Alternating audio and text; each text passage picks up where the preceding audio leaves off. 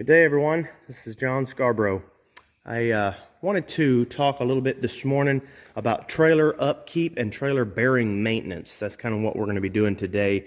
I've got this trailer. We've been hauling some heavy loads on it, getting real close to maxing it out. That's something I don't always do with a lot of my trailers. A lot of my trailers I'll haul, decent loads with it, but I'm not maxing it out all the time. But this trailer, man, ever since I've got it, I've just been getting real close to maxing this baby out, for sure. So anyway, that's what we're going to talk about a little bit. We're going to go over different things. I'll probably show a different, I've got multiple trailers in our business that we use. So I've kind of got some different trailers, different options and things. I may show some pictures, cut away to some pictures and show you some of the other different options for trailers so you kind of get an idea of what we can do. And I'll briefly discuss some of those. Okay, guys, so the first step to most of these bearings right here is going to be to take this cap off. That is on most trailers. Now, I do have a camper, and I may cut away and look at it, but I have a camper to where you have to actually take the whole wheel off in order to get that cap off. I really don't like that design, and I don't know why it's made that way. There may be a reason, but I don't know why it is. But anyway, that's what you have to do to grease it. Most of my trailers that I have, lighter and heavier duty trailers, you can just knock this cap right off. Now to grease it, some of the trailers in order to grease, you have to take the cap off, period. These trailers are actually, like I said just a minute ago, and actually that rubber cap is messed up. I may need to get another one of those. It's busted right there. That's something you inspect for, is things like that.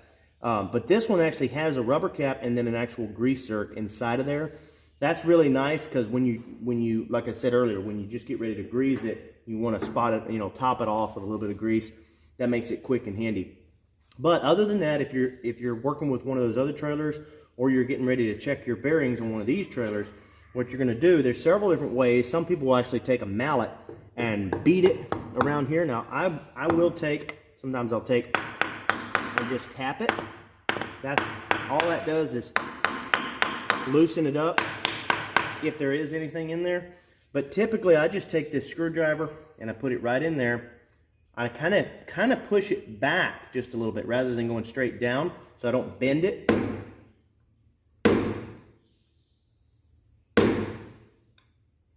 And this one is just a little bit finicky, but I like to use a larger screwdriver. So see how I pushed back instead of down? So if I push down, it's easy to bend that. If you bend that too much, you'll have to pull that bend back out of it in order to keep it from pushing grease out of there. It's not the end of the world. Grease can push out of here if it really wanted to push a whole lot of pressure. So it's not the end of the world, but you do need to pull that bend right out of there. But I like to use a screwdriver with a little bit of width to it. So in a fairly decent handle, you can get a grip on it. Once you're done, then you just kind of turn it, and then you just move it around. You just get a good turn on it.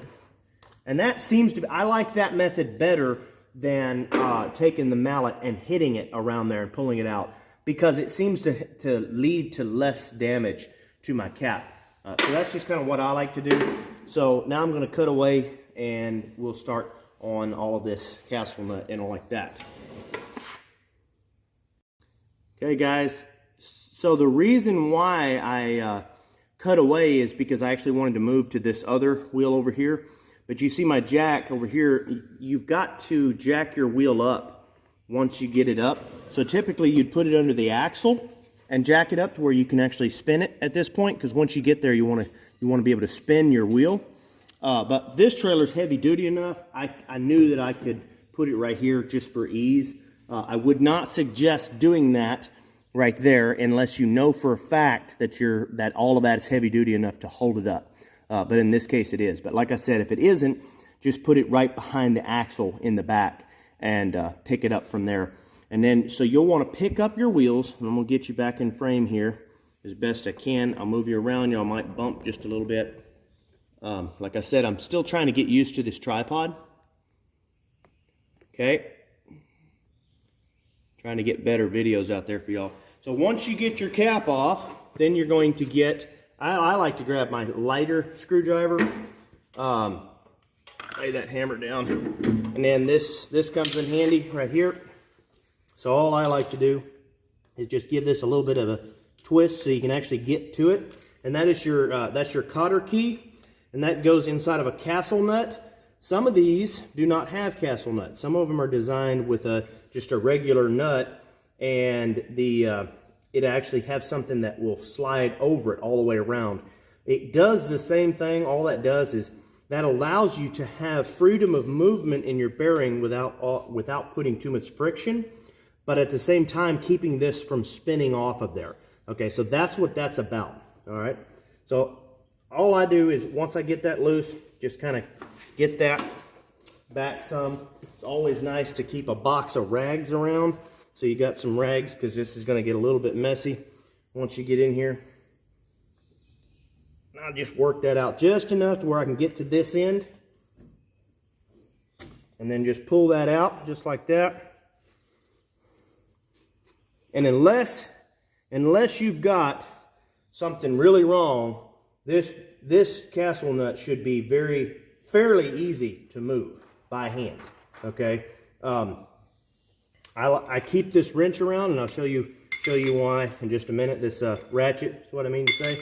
But it should be fairly easy to move because you're not supposed to be terribly tight. Now I can tell also there's a little bit of a cog or something because I can't get it past there. So that's one reason, obviously, for keeping that around. But there's a little bit of a booger or something on those threads. So we may have to repair that or straighten that up. A lot of times it'll just come right off. And a lot of times I don't use my hands. I'll actually use this, but I'm just wanting to show y'all that this is, it's not supposed to be tight, and that's the reason for using the castle nut. It's called a castle nut because it actually kind of looks like a castle. It's got like those old-timey castles. I guess all castles are old-timey. But anyway, so it's got the slits right there so that your pin can go right through there, and then it's got a hole. The style axles that don't have the grease zerk that actually goes all the way through and allows the grease to penetrate through the axle, that style, the pin will actually drive straight through it. But this style that your grease zerk is actually in there, that will actually curve just a little bit. It will bend over. The holes actually off to the side. So just keep that in mind once you get ready to line that back up, that it's not going to be directly across from itself like some of those other trailers. So then this right here is just a washer. And I like to pull this off just with a screwdriver. Nothing, it's not hard to do, it's just kind of sticky. And then grab my hands and just pull it right out of there. Only reason I'm really doing this is just to kind of show you. We'll show you the rest of it on the other side. But all I'm doing really is just inspecting this. If all of this looks fine, all I'm going to do, I'm not going to go any farther than this. This looks like it's got plenty of grease. It wasn't very loose. It was really pretty good. It was just a little bit loose. So I wouldn't even necessarily pull that off. I really just pulled this off to kind of show you and to kind of inspect that bearing and make sure that it actually had grease in it. So I want to actually look into the bearing and make sure that if it's starting to get dry, if the bearing, like on the other side, I had bought this trailer recently, and so when I looked on that other side, that bearing was actually starting to get kind of dry. So even if I had used that bearing, which I didn't, I bought another one to replace it, even though it looked pretty good, it had started to look kind of dry, so I went ahead and replaced it because, you'd want to repack that bearing. Just because even with these good style grease zerks, a lot of times they won't, it won't pack the bearing by itself. It has to be packed. You have to pre-pack that bearing. Okay, so I'm gonna go ahead and put this back together, and I'll show you kind of what you want to do here. So we're gonna put that castle nut back on there. And normally I wouldn't have even pulled any of that off or anything. I just did all of that kind of for y'all's benefit.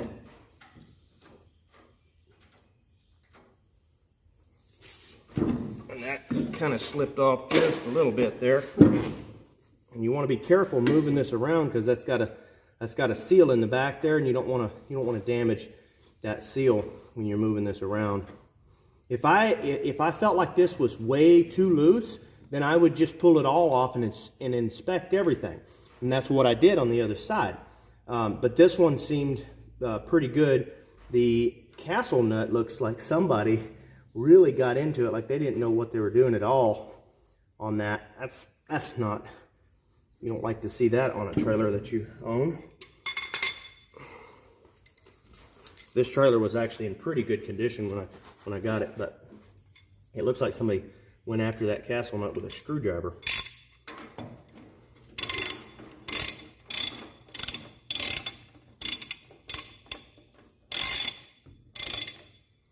So what you want to do now, of course, when you're starting to tighten it up, you kind of want to guide this in, like I said, because you don't want to damage anything.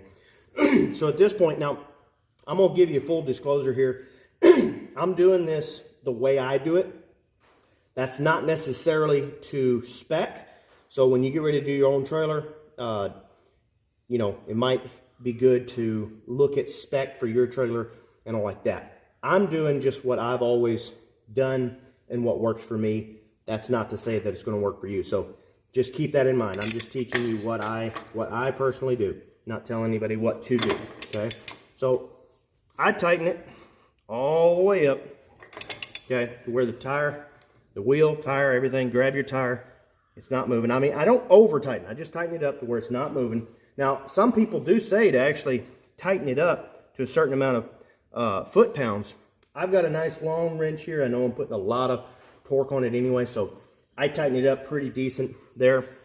Okay, and then I'm going to back it off. So all you're doing is getting all your slack out. It's not moving, but you're not going to want to drive your trailer around like this.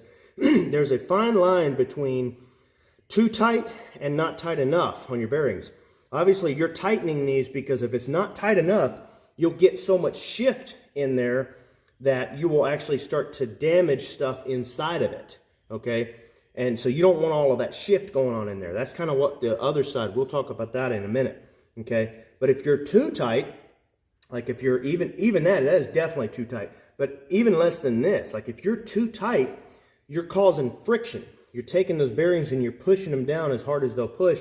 So even though it works and everything's snug, then it's got so much friction that it will actually generate heat. And then that's not a good thing either. So there's a fine line. So you want to get it all the way tight so you know what is tight, okay? And then you want to back it off, okay? So at this point, I like to start kind of spinning it. And I can tell it feels like there's a little friction, okay? So now, right in there, feels pretty good. That feels good, okay? That feels good to me. You don't want it so loose. You know, you don't want to, if there's a little bit of shift, that's not the end of the world. But if there's too much shift, then you know that that's not good either. So at this point, once you've gone tight, and now you're coming back loose again. Okay, first off, I'm going to clean this pin off. I don't want a bunch of grit and dirt in there. That's one thing you want to be real careful about, is getting grit and dirt back into that. You know, it's just something, anything that's got all of these machined parts and they're kept with all of this grease or oil either way, that's something you want to be careful about, getting all of that grit inside of, because then you're tearing stuff up. Okay, so you see here, I don't know if you can see it, but this pin is coming forward and it's hitting this cog on the castle nut, okay? So I've got two options. I can tighten this up, or B, I can loosen it off, okay? In this scenario, you always loosen it. You've already gone tight, so you always loosen it. Not too much, but you err on the side of a little bit looser, okay? So we're just going to go just a smidge right there. I'm going to get that pin back in there. Okay, and I've actually gone, well, now I haven't gone enough, okay? And once I've gotten that loose, you know what I mean, if I have to come back just a little bit there, then that's not a big deal. As you can tell right there, I'm going to have to go back just a smidge.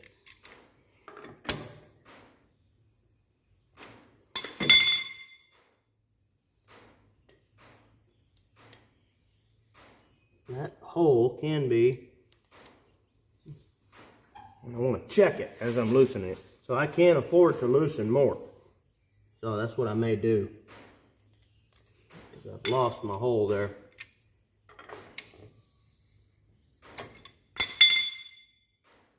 So that's going to be right in there. That's where that is.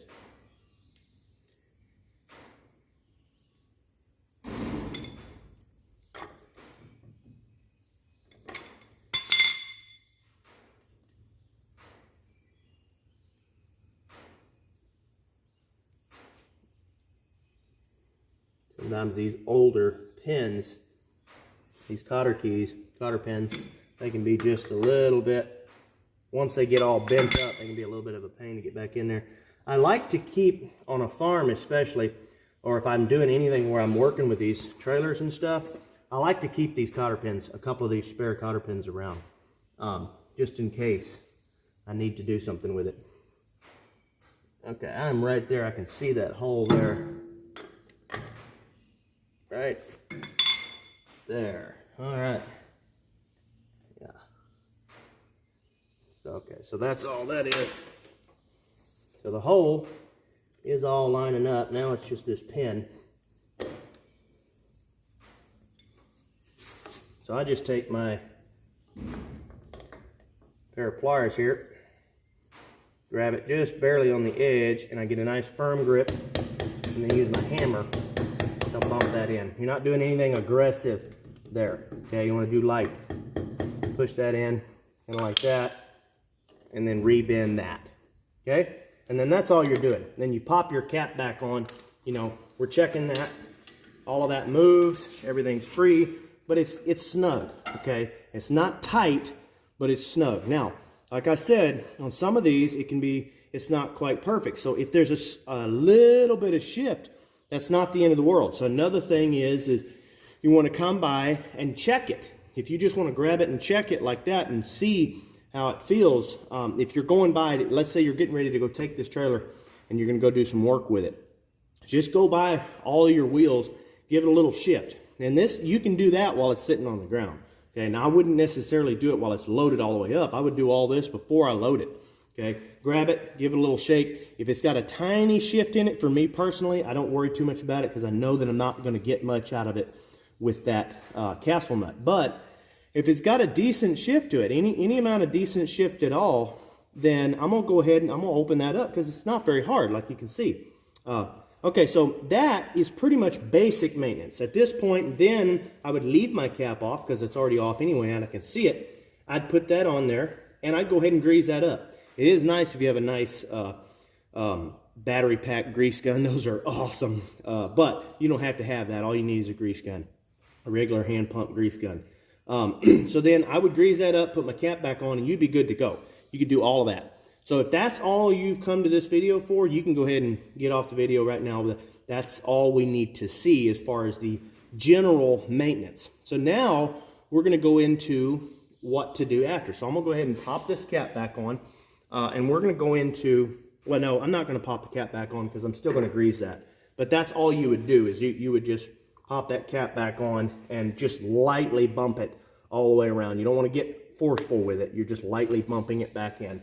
But we're going to go around here to the other side and we're going to start talking about the repacking of the bearings and all like that. So I think that's going to be some really good information. So y'all stay tuned.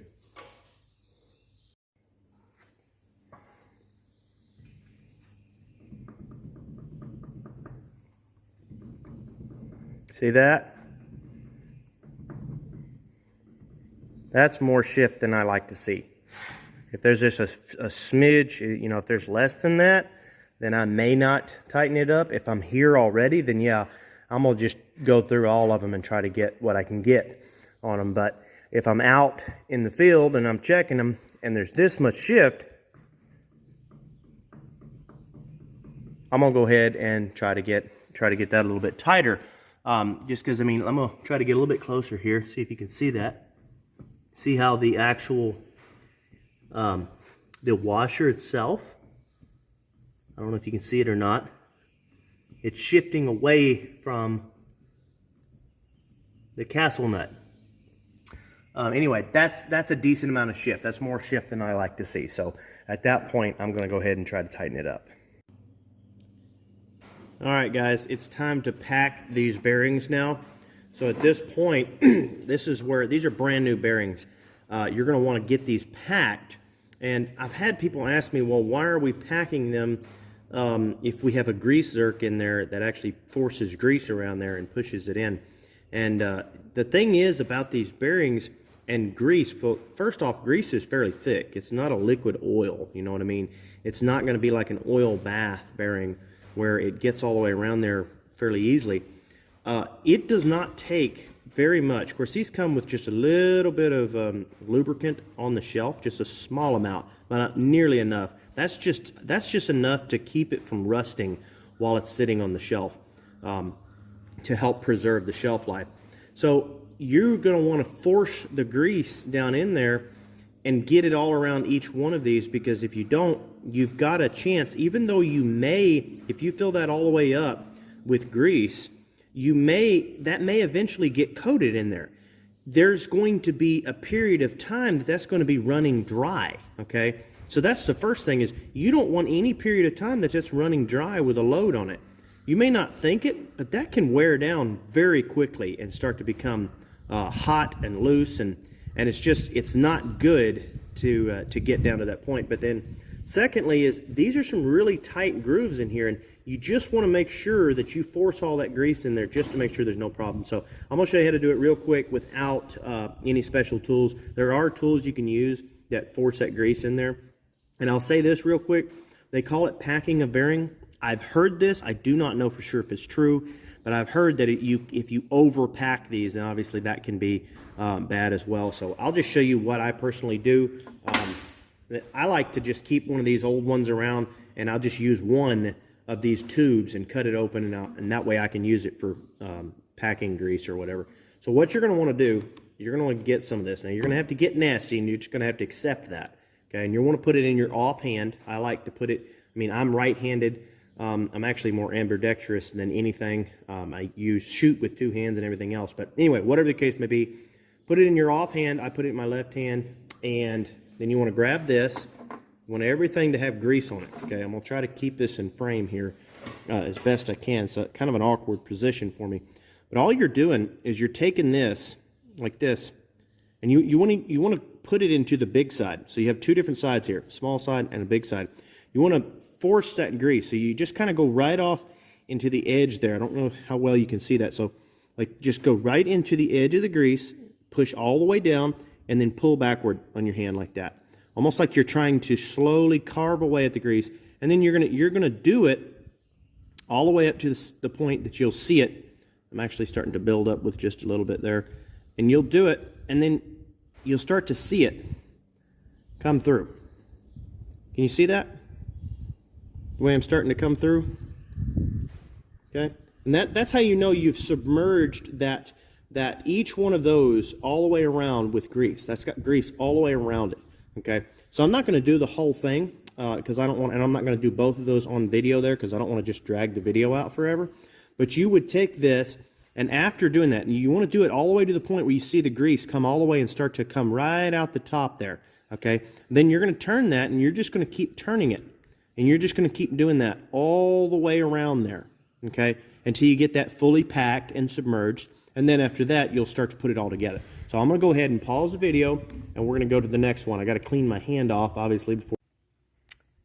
Okay, so you can see here, this is the brake drum. This is the old one. I actually ended up having to purchase a new one. And you can see just how damaged that is. I had hoped that I could actually get that seal to fit in there and seat down in there a little bit farther and work. But of course, before doing that, I pulled my other one off and checked how it should look. And of course, that's when I realized it definitely did need to be flush like this to do that. And so I abandoned that, of course, and I hated to have to go spend the money and buy the new one. But at least this one did come with new bearings already packed. Now, I think that they are a cheaper bearing. So anyway, they are a new bearing, and I didn't have to buy those. So that's nice to see those. Nice to see that it had that and also had the new seal. And the reason you want to do this, the reason this seal needs to be all the way back. So this is what the person had done, whoever did it before. whoever sold me the trailer, I would say, when they did this, first off, the brakes are gone. So I don't know why exactly they took the brakes out. I would say probably the grease was coming out the back, got all inside the brakes, probably ruined the brakes, got them all slick and everything. And so they just took all of that out before they sold it. That's something you got to watch for. Of course, when I crawled up underneath there, I tried to check, but you just can't see back there and see. So there was no real way to see it. I tried everything you can, but some situations you just can't know for sure. But anyway, the biggest reason you want this to be flush right there, you see that bearing's got a little bit of space right there. So what they did was they actually stuffed this all the way down, and it was tight against that bearing. Well, that's not so bad because the grease can still get to all the bearings, and it's not that big of a deal on that end. But what the big deal is this. I'm gonna see if I can show you this right here. I don't know if I can ever show it on the camera, but do you see how there's a ridge? There's a ridge right there, okay? That has a rubber backing right there, okay? That ridge, that rubber seats tightly against that ridge right there, okay? So when you fill this style, when you re-grease this style, there's a grease zerk under there, you saw it earlier. When you re-grease that, your grease comes out of this little hole right there, okay? And it fills just behind your bearing. Your bearing's right there. It seats in right there. It goes just behind your bearing, and then the pressure hits this right here, pushes that back. Well, then it hits against that ridge that I just showed you, and it forces enough pressure that it actually causes it to seal even better because of the pressure. So then it stops it from going out the back and forces, it's actually really good design. It's one of the best designs I've seen for this, for these greased bearings, okay? So then it pushes right through there, has to go all the way through that bearing and through, and then fill up the cavity. There's a cavity right in the middle. You can kind of tell about where the cavity is. It's a lot more shiny there. So it has to go through that cavity. So yeah, through the cavity and then right into the other bearing. And then after that, it forces it all the way forward this way. So it actually works really good if this is seated right. So that's the reason you just can't cheap out and do this like they did. They cheaped out, and I know why they did. They knew they were getting ready to sell the trailer. But you can't do that. And that was my first tall tale sign. When I opened that up, in fact, what I kind of wish I would have done now is actually looked inside. There I did, when I bought the trailer, I actually did pull this off, but usually when you do any more than that, people start getting a little antsy. But if I had pulled that cap off, I would have seen that the grease was not getting on the front bearing very well. Okay, now I caught it in time, and I was able to save everything, and there was no real damage. The only damage was the seal that they had put on. You could tell they butchered it because it looks like they put a punch on there and actually put it all on there, and it was all messed up. Was not the way to do that at all. But anyway, so do yourself a favor. I know that it's going to cost you a little bit more money, but if you have to, that is very important to have that ridge on there, because that seating back in there, that is truly the life of your axle and everything else. Okay guys, we're just about ready to wrap this up. Got all of this assembled, and you can see how all of the grease actually comes out around the bearing and everything. That when you go to pump your grease in there on this style bearing, if you pump it all the way into there and then it ends up pushing its way out like this, that's how you know you got your seal right and you got everything right. Because if it didn't come forward and start pushing through like this, if it couldn't create enough pressure to do that, that means that it's going out the back side. And that's a tall tale sign that you've got something wrong with your seal, or there's something wrong with your setup or something. Okay, so I would definitely, if that happens, I would check in and make sure that all of that is good. Also, you want to give this a good twist. Usually I like to twist it while I'm pumping the grease in, but in this case I didn't have the tire on there, so it wasn't very easy to, I couldn't get a good spin on it. But usually I like to grab that tire, give it a spin, and then start pumping grease in there. just to make sure it all rotates in there pretty good. But anyway, so I did have to get that shaft. The shaft was actually really boogered up. I had to get some emery cloth and clean that all up. The bearing that whoever did it, with the bearing that they had put on was an oversized bearing, which is just absolutely ridiculous. They put all of that on there, that oversized bearing on there, and because they couldn't get the new one back on there, it was obvious they didn't know anything about what they were doing. And at first I thought they were just trying to cheat me, and that's why they sold me the trailer that way. But then I realized that they didn't put the cheap bearings back in. Instead, they put a really high grade bearing back in. So it kind of makes me think that they were actually hoping it would work. I don't know. Whatever the case may be, that's something you really want to check on. Typically, when I buy a new trailer, I have several trailers. We do that. We have a lot of trailers in our business and everything. When I buy a new trailer, when I buy a new to me, typically a used trailer, then I like to, that's one of the first things I like to do is get this, open all of this up, and if it's new to me, I'll actually pull it all the way out. I won't just open it up and take the cap off.